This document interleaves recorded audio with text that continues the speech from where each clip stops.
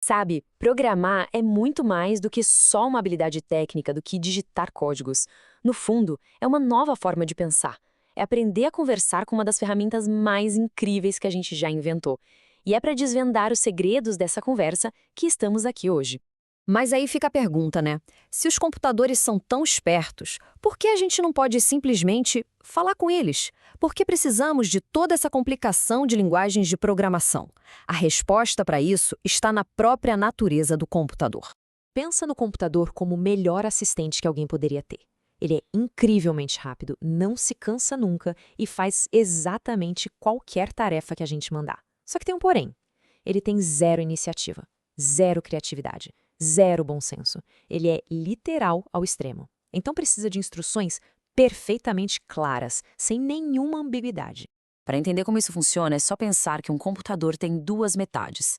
De um lado, o hardware, que é o corpo, a tela, o teclado, os circuitos, a parte física.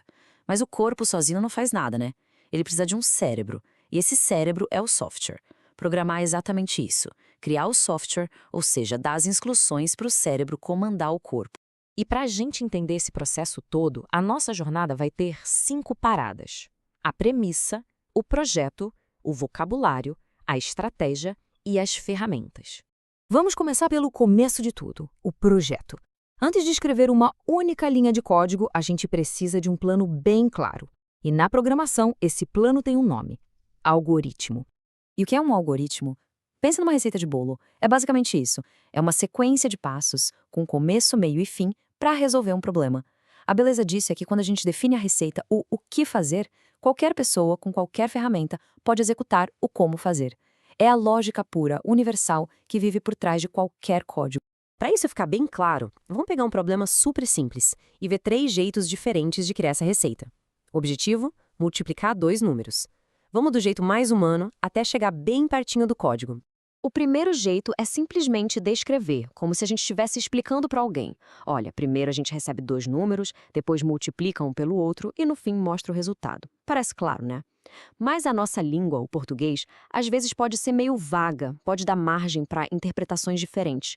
Para tirar essa ambiguidade, a gente pode usar uma coisa mais visual, mais organizada, tipo um fluxograma. Aqui, cada passo tem um símbolo específico. Um para o início, outro para a entrada de dados, outro para o processamento. Fica tudo bem amarradinho, sem espaço para confusão. E por fim, a gente chega no que é quase o código de verdade, o pseudocódigo. Pensa nele como um rascunho final. Ele já tem a estrutura, a carinha de uma linguagem de programação, mas sem ser nenhuma delas em específico. É o projeto detalhado, prontinho para virar código.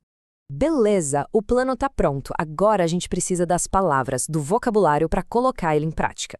E na programação, assim como na nossa língua, a gente tem tipos diferentes de palavras para representar tipos diferentes de informação.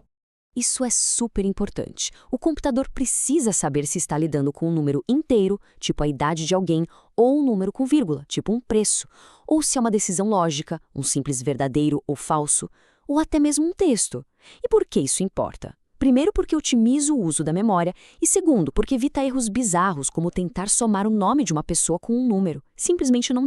E olha só que legal esse número gigante na tela. Parece aleatório, mas não é, nem de longe.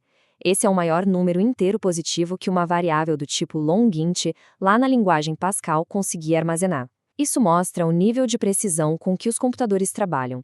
Eles são absurdamente poderosos, mas operam dentro de limites muito bem definidos. Bom, a gente já tem o plano, já tem o vocabulário, agora falta a estratégia. Como a gente vai organizar tudo isso? É aqui que entram os famosos paradigmas de programação, que são basicamente as grandes filosofias, as diferentes formas de pensar e estruturar um código. Para ficar bem fácil de entender, vamos usar uma analogia. Imagina construir algo seguindo uma planta baixa, sabe? De cima para baixo, passo a passo, seguindo o plano à risca. Ou imagina construir a mesma coisa, só que com peças de Lego, usando bloquinhos prontos que se encaixam e que podem ser reutilizados.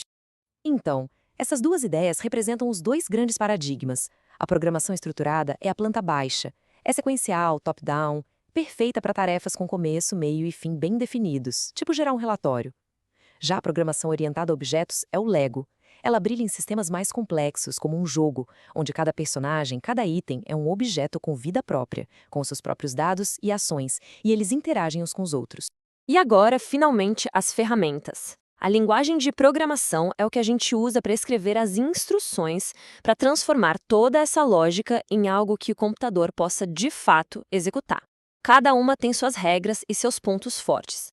O Pascal, por exemplo, foi uma linguagem criada especificamente para ensinar. É excelente para aprender o raciocínio lógico, as boas práticas da programação estruturada. Para muita gente, foi a porta de entrada para esse universo. Depois, a gente tem a dupla C e C++. O C é conhecido pela performance, pelo controle que ele dá sobre a máquina, e o C++ é a sua evolução. Ele pega toda essa força do C e adiciona o poder da orientação a objetos, o que o torna uma linguagem extremamente versátil. E claro, o Java, que surgiu com aquela filosofia famosa: escreva uma vez, rode em qualquer lugar. Isso é possível por causa da máquina virtual Java, a JVM, que funciona como uma camada de tradução entre o código e a máquina. É uma linguagem que já nasceu pensando em orientação a objetos, com muito foco em segurança. Mas aqui vem a ideia mais importante de todas, a grande lição. A linguagem é só a ferramenta. Uma pessoa pode pegar a linguagem mais moderna, orientada a objetos, e continuar escrevendo um código totalmente linear e estruturado. O que realmente importa não é a sintaxe, é a forma como se pensa para resolver o problema. No fim das contas, programar não é sobre decorar uma linguagem, é sobre aprender a pensar, é sobre lógica, estrutura e, acima de tudo, resolver problemas. As linguagens mudam, as ferramentas evoluem, mas a habilidade de construir uma solução, passo a passo, essa é que fica. E a pergunta que eu deixo no ar é: qual será a próxima grande forma de pensar que vai nos ajudar a construir o futuro?